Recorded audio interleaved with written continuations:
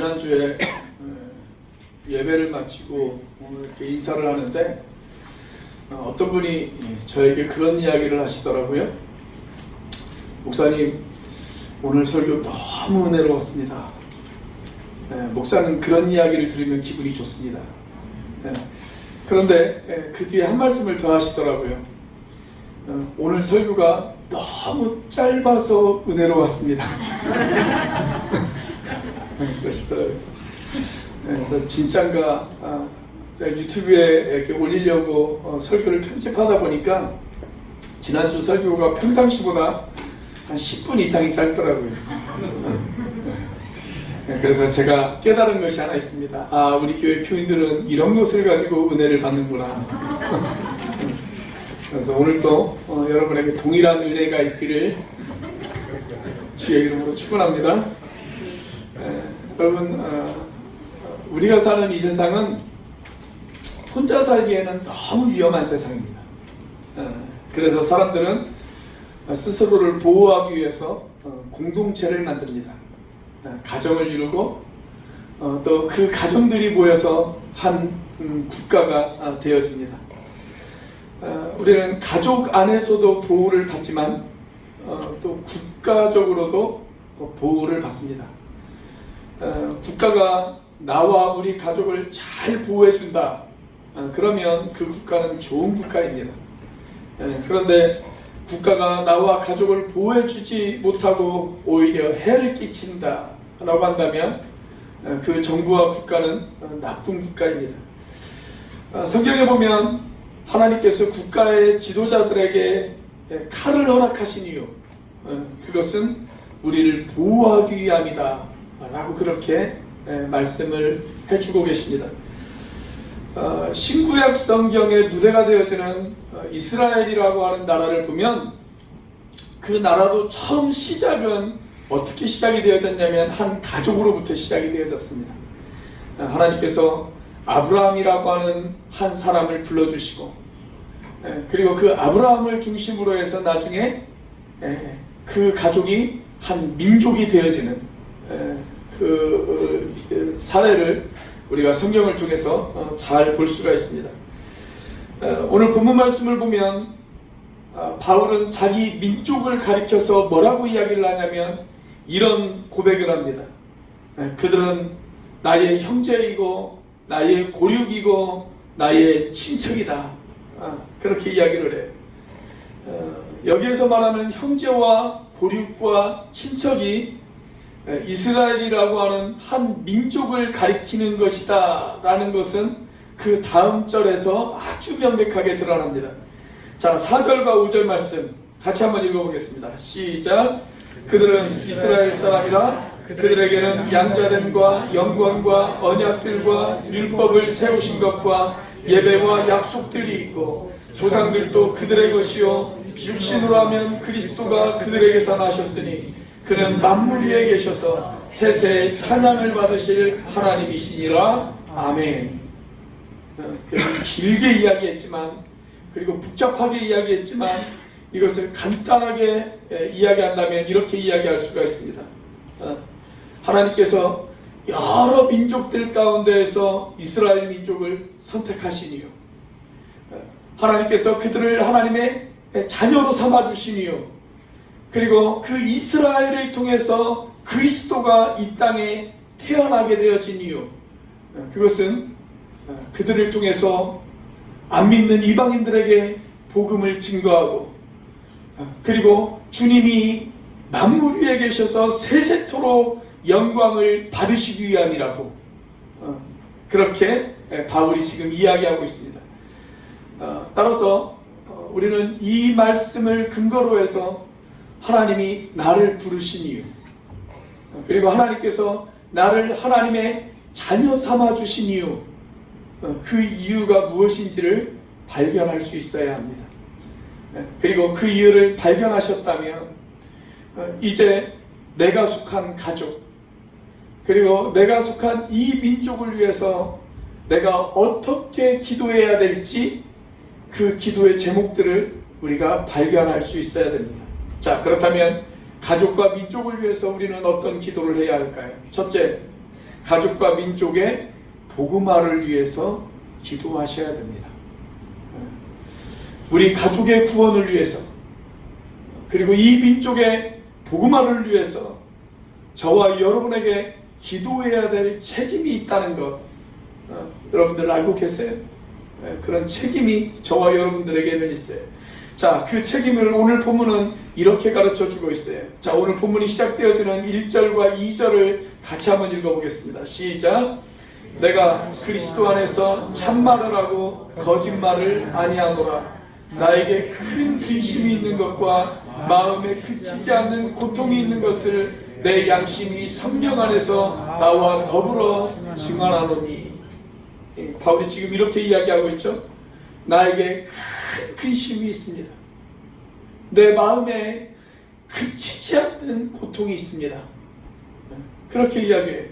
자, 바울이 이야기하는 큰 근심, 그리고 그의 마음에 그치지 않게 하는 그의 고통, 여러분 그것이 과연 무엇일까요? 자, 3절을 같이 한번 읽어보겠습니다. 3절 시작. 나의 형제 곧 고륙의 친척을 위하여 내 자신이 저주를 받아 그리스도에게서 끊어질지라도 원하는 바로다. 자, 여기 바울이 자기의 형제, 자기의 고륙, 자기 친척을 위하여 원하고 있는 것이 있었어요. 간절히 원하는 그 소원이 있었습니다. 원하고 바라는 그 간절한 소원, 그 소원이 무엇일까요? 바울이 무엇을 원하고 있었는지 오늘 본문과 쭉 연결되어진 10장 말씀을 보면 바울이 간절히 원하고 있는 것이 무엇이었는지를 우리가 알 수가 있습니다. 자, 로마서 10장 1절 같이 한번 읽어보겠습니다. 시작. 형제들아, 내 마음에 원하는 바와 하나님께 구하는 바는 이스라엘을 위함이니 곧 그들로 구원을 받게 함이니라. 여러분, 바울이 간절히 원하는 것, 그의 마음에 그치지 않는 고통, 그래서 간절히 하나님 앞에 기도했던 것, 여러분 그게 뭐예요? 자기 민족인 이스라엘이 구원받는 거였어요. 구원받는 것. 그러니까 9장 3절 말씀과 10장 1절을 합쳐놓으면 이렇게 이야기할 수가 있습니다. 내 민족인 이스라엘이 구원받을 수만 있다면 나는 이보다 더 큰 근심, 이보다 더 큰 고난, 이보다 더 큰 아픔도 나는 기꺼이 감당할 수 있습니다. 이 이야기예요. 이 이야기. 여러분, 바울의 가장 커다란 기도 제목은 바로 그거였어요. 나의 형제, 나의 고륙, 나의 친척, 그들이 구원받는 것, 즉 이스라엘 민족이 구원받는 것, 그것이 바울에게 있어서는 가장 큰 기도의 제목이었다는 것입니다. 이번 달 우리 교회 추천도서이면서 성경 다음으로 많이 읽혔다고 하는 철로역정에 보면 주인공 크리스천이라고 하는 사람이 등장을 합니다. 이 크리스천이 어느 날 성경을 읽다가 마음에 큰 감동을 받아요. 그래서 구원을 위한 순례의 길을 떠나기로 작정을 합니다. 그런데 그 순례의 길을 떠나기 전에 먼저 가족들에게 권유해요. 우리 같이 가자. 나는 우리 온 가족이 이 구원의 순례의 길을 같이 떠났으면 좋겠노라고 그렇게 가족들에게 권유를 합니다. 그런데 가족들이 크리스천의 제안을 받아들이지를 않아요. 자기 남편이 미쳤다고 생각해요. 자식들도 자기 아버지가 미쳤다라고 그렇게 생각을 합니다. 그런 가족들에게 다시 한번 간절하게 호소해보지만 그 가족들이 끝내 거절을 합니다. 그래서 어쩔 수 없이 이 크리스천은 혼자서 그 순례의 길을 떠납니다.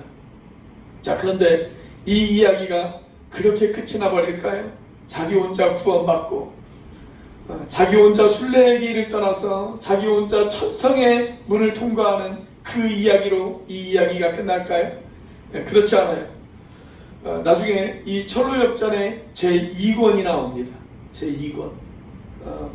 제2권에서 이 크리스천의 부인이었던 크리스티아나, 4명의 아들들이 나중에 뒤늦게 자기 남편과 자기 아버지가 떠났던 그 순례의 길을 떠나기로 작정을 합니다. 그리고 그렇게 늦게나마 따라갈 수 있었던 이유를 아내였던 크리스티아나는 이렇게 이야기를 합니다. 우리 주님께서 남편이 흘린 눈물을 병에 모아두었기 때문이죠. 그 눈물의 열매를 이제야 거두게 된 것입니다. 그렇게 이야기를 해요. 다시 말하면 남편이 가족들의 구원을 위해서 간절히 눈물을 흘린 그 열매를 이제야 거두게 되어졌다 라는 것입니다. 그러면서 거기 인용된 말씀이 시편에 있는 말씀이에요. 시편 126편 5절과 6절의 말씀을 그 소설 가운데 인용하고 있어요. 자, 같이 한번 읽어보겠습니다. 시작. 눈물을 흘리며 씨를 뿌리는 자는 기쁨으로 거두리로다. 울며 씨를 뿌리러 나가는 자는 반드시 기쁨으로 그 곡식단을 가지고 돌아오리로다. 여러분들에게도 이런 축복이 있기를 주님의 이름으로 축원합니다. 가족들을 위하여, 내 형제와 사랑하는 친척들을 위하여, 내 이웃들을 위하여 눈물을 흘리며 씨를 뿌린다면 언젠가 기쁨으로 그 단을 거두게 되어질 것입니다.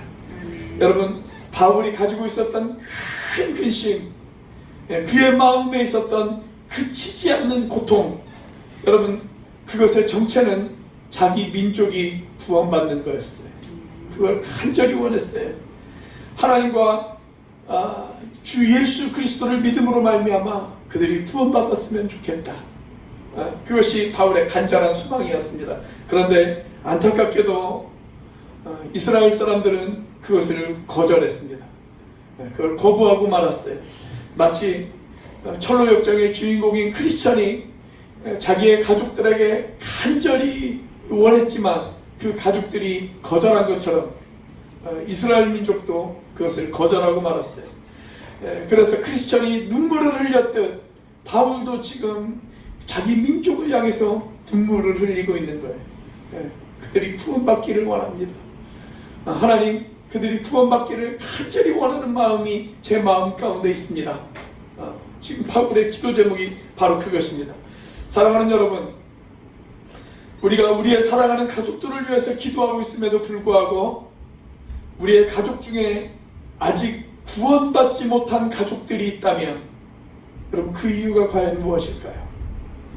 내가 그들을 위해서 간절히 기도하고 있음에도 불구하고, 내가 그들의 구원을 위해서 간절히 기도하고 있음에도 불구하고 아직 그들이 구원받지 못한 이유가 있다면 과연 그 이유가 무엇일까요? 우리 교회 주보 첫 페이지에 보시면 이런 글귀가 나와 있어요. 우리는 민족 복음화를 위하여 기도합니다. 이렇게 나와 있습니다. 우리가 민족 복음화를 위해서 간절히 기도하고 있지만 아직까지 허리 잘린 조국의 반쪽, 저 북녘 땅에 수많은 사람들이 복음을 접하지 못하는 이유, 그 이유가 있다면 과연 무엇일까요? 우리가 만약 그 이유를 철로역정의 저자였던 존 버년에게 묻는다면 아마 존 버년은 틀림없이 이렇게 대답할 것입니다. 주님의 병에 우리의 눈물이 아직 차지 않았기 때문입니다. 주님의 병에 우리의 눈물이 아직 채워지지 않았기 때문입니다. 자, 그렇다면 우리의 가족과 이 민족의 구원을 위해서 저와 여러분들이 해야 될 일, 그들을 위하여 다시 기도의 자리로 나아가 눈물을 흘리는 일이 아니겠습니까? 시편 기자처럼 우리가 이런 기도를 하나님 앞에 드려야 되지 않을까요? 나의 눈물을 주의 병에 담으소서. 하나님, 나의 눈물을 주의 병에 담아주소서. 사랑하는 여러분, 우리의 가족들이 이 구원을 등한히 여기지 않도록 저와 여러분들이 기도해야 될 줄로 믿습니다. 아멘. 히브리서 2장 3절의 말씀 같이 한번 읽어보겠습니다. 시작. 우리가 이같이 큰 구원을 등한히 여기면 어찌 그 보응을 피하리요. 이 구원은 처음에 주로 말씀하신 바요 들은 자들이 우리에게 확증한 바니. 자, 이 구절을 현대적인 언어로 번역한 유진 피터슨의 메시지 성경으로 보면 이렇게 번역을 해놓았습니다. 우리가 받은 이 장엄한 구원의 메시지를 어떻게 소홀히 할 수 있겠습니까? 이 구원의 메시지는 가장 먼저 주님이 직접 전해주셨고, 그 다음은 주께 들은 자들이 우리에게 정확히 전해주셨습니다. 여러분, 그 구원을 히브리서는 큰 구원이라고 이야기합니다. 위대한 구원. 유진 피터슨의 표현에 의하면 장엄한 구원이라고 이야기하고 있습니다. 여러분, 이 크고 위대하고 장엄한 구원, 그 구원을 우리의 가족들이 등한히 여기지 않도록 저와 여러분들이 기도해야 될 줄로 믿습니다. 만약 이 구원을 등한히 여긴다면 그 사람의 마지막은 결국 멸망밖에 없습니다. 하나님의 진노를 피할 수 없습니다. 성경은 그 마지막에 지옥이 기다리고 있다고 저와 여러분들에게 경고하고 있습니다. 여러분, 우리의 사랑하는 가족들, 우리의 사랑하는 배우자, 우리의 사랑하는 자녀들, 그들이 구원받지 못하고 나홀로 구원받는다면 여러분, 우리의 마음이 어찌 평안할 수가 있겠어요? 그렇다면 그들의 구원을 위해서 우리가 어찌 기도하지 않을 수가 있겠습니까? 우리가 우리 자녀들에게 여러 가지 좋은 것들을 선물로 줄 수 있지만 그 자녀들에게 줄 수 있는 가장 좋은 선물, 그건 뭘까요? 그들이 하나님의 자녀가 되어서 구원받는 것. 여러분, 그것을 가장 좋은 선물로 우리가 줄 수 있지 않겠습니까? 그 선물을 주기 위해 다시 한번 기도의 자리로 돌아가 눈물을 흘릴 줄 아는 저와 여러분들이 되시기를 주님의 이름으로 축원합니다. 자, 우리는 가족과 민족을 위해 무엇을 기도해야 될까요? 두 번째로, 가족과 민족이 축복의 통로가 되어지도록 기도해야 합니다. 축복의 통로가 되어지도록 기도하셔야 됩니다. 자, 바울은 자기 민족이 구원받는 것, 그것으로 만족하지 않아요. 그것으로 끝나지 않습니다. 그의 기도는 한 걸음 더 나아갑니다. 그래서 그 민족이 구원을 받아 이제는 그 축복이 그들을 통해 이방인들에게 흘러갈 수 있는 그런 축복의 통로가 되어지도록 기도하고 있습니다. 자, 그것이 5절입니다. 자, 5절 말씀 같이 한번 읽어보겠습니다. 시작. 조상들도 그들의 것이요 육신으로 하면 그리스도가 그들에게서 나셨으니 그는 만물 위에 계셔서 세세에 찬양을 받으실 하나님이시니라. 아멘. 네. 그들에게 구원의 복음의 메시지가 전해진 이유, 예수 그리스도가 그들에게서 나신 이유, 그것은 그들을 통해 모든 만물 위에 계신 그리스도께서 찬양을 받기 위함이라고 그렇게 이야기하고 있잖아요. 그런데 안타깝게도 이스라엘 사람들은 이 사명 앞에 불순종했습니다. 그들에게 그리스도가 나셨습니다. 그리고 그들에게 그리스도가 먼저 선포되어졌습니다.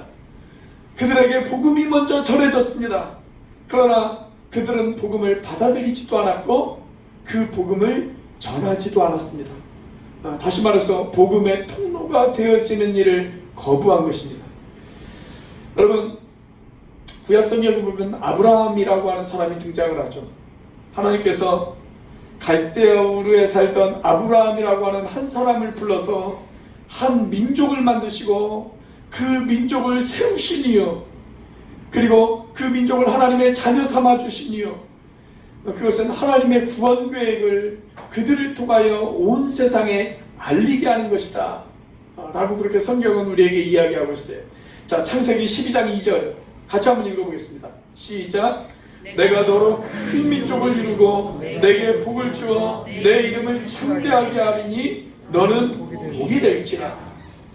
옛날 개역 한글 성경에 보면 너는 복의 근원이 될지라, 이렇게 이야기하고 있어요. 이 말은 무슨 말이냐면 너 때문에, 너로 인해서, 너를 통하여 복이 흘러갈 것이다, 그 말이에요. 여러분, 쉽게 말하면 하나님께서 아브라함을 하나님의 자녀 삼아 주시고 그 민족을 선택하신 이유, 그것은 그 민족을 통해서 그 복이 다른 민족에게 흘러가기를 원했다라고 그렇게 이야기할 수가 있습니다. 그리고 그것은 지금도 변함없이 하나님께서 하나님의 자녀들을 선택하시는 이유이기도 합니다. 여러분, 하나님께서 저와 여러분들을 선택하신 이유, 하나님께서 저와 여러분들을 자녀 삼아주신 이유가 무엇일까요? 바로 나를 통해서 그 축복이 다른 사람에게 흘러가도록, 우리 가족을 통해서 그 축복이 다른 가족에게 흘러갈 수 있도록, 우리 민족을 통해서 그 축복이 다른 민족에 흘러가는 민족이 되어지도록 저와 여러분들을 부르신 이유다. 그 사실을 믿으시는 여러분들이 되시기를 주님의 이름으로 축원합니다. 간혹 자녀들에게 좋은 것들을 물려주고 싶어하는 부모님들이 계세요. 좋은 재산들, 많은 재산을 자녀들에게 물려줘요. 그런데 여러분, 우리가 자녀들에게 재산을 물려줄 때 반드시 자녀들에게 해줘야 될 말이 있습니다.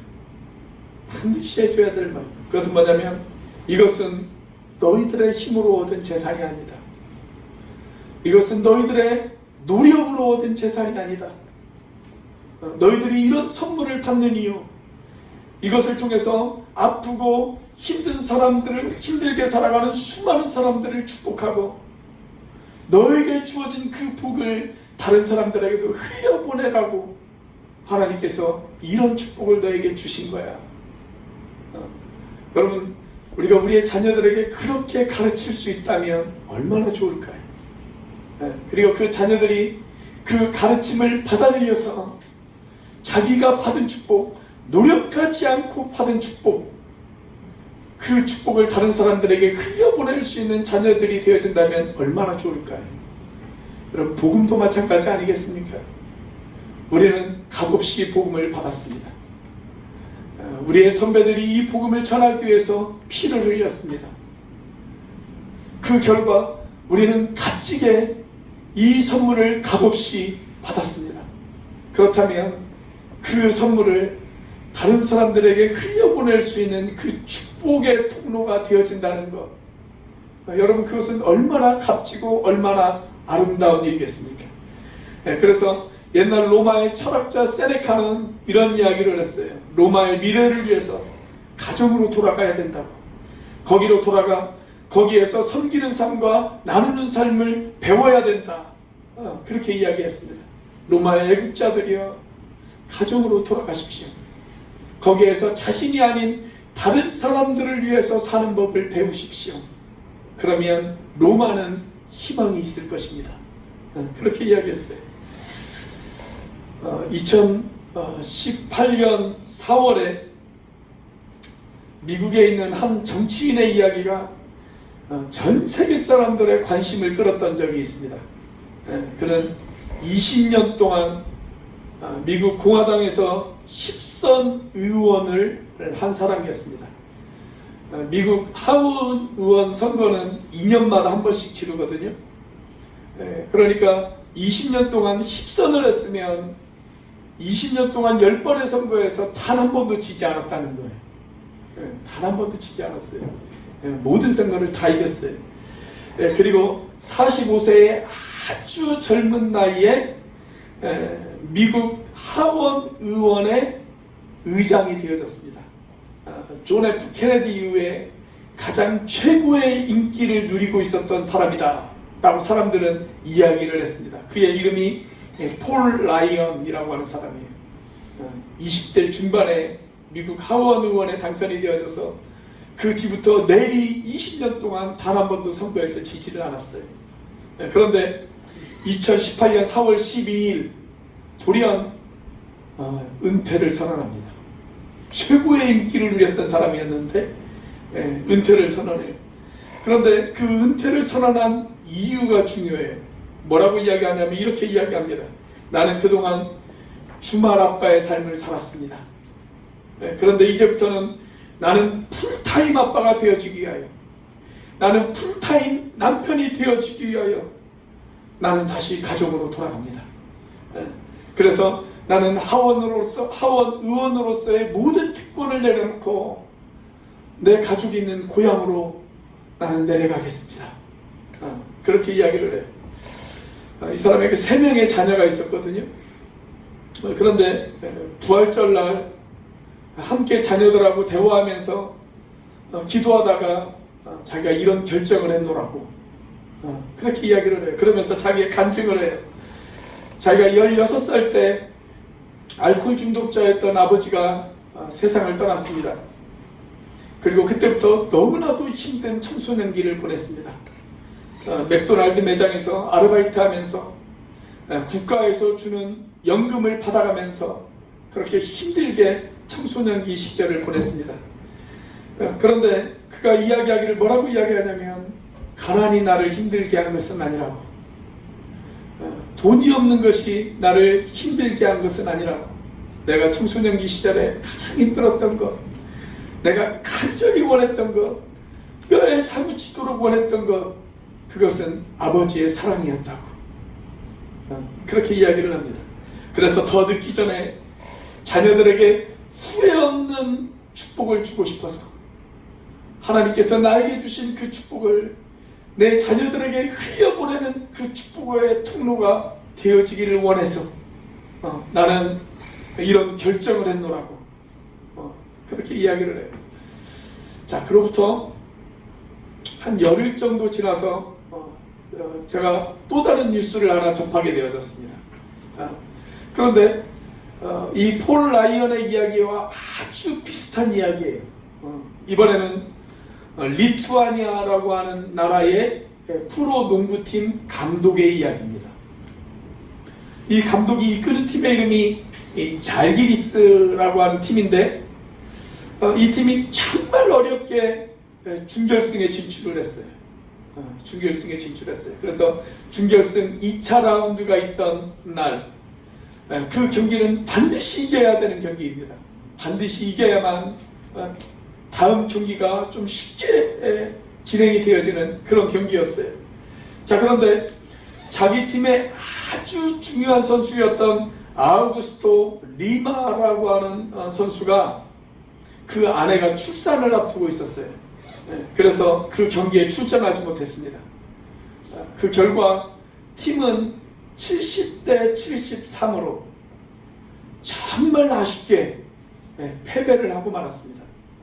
경기가 끝난 후에 한 기자가 감독에게 질문을 합니다. 오늘 리마 선수가 아내의 출산 때문에 출전하지 못했는데 거기에 대해서 감독으로서 어떻게 생각하십니까? 라고 물었어요. 이때 감독이 아주 황당한 표정을 지으면서 이렇게 대답을 합니다. 그거 내가 다녀오라고 했소이다. 그렇게 이야기를 해요. 자, 그러자 기자가 아주 집요하게 다시 질문을 던져요. 아니, 아주 중요한 경기를 앞두고 팀의 핵심적인 선수가 팀을 떠난다는 거, 그게 말이 됩니까? 그렇게 이야기를 해요.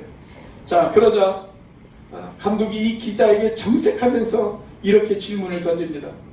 자, 농구 게임과 한 생명의 탄생, 이 두 가지 중에 어떤 것이 더 소중합니까?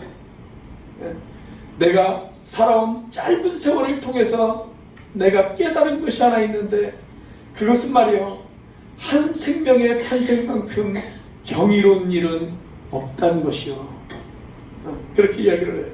자, 이 감독의 배려로 리마 선수는 아내의 상고 끝에 태어난 자신의 아이를 품에 안을 수가 있었습니다. 그리고 그 다음에 팀으로 복귀해 아주 눈부신 활약을 해요. 그래서 남은 경기에서 이 팀이 다 승리를 거둡니다. 그리고 결승에 진출을 해요. 그리고 그 결승에서도 마침내 우승을 차지하게 되어집니다. 자, 그런데 그 후에 감독이 이런 말을 덧붙였어요.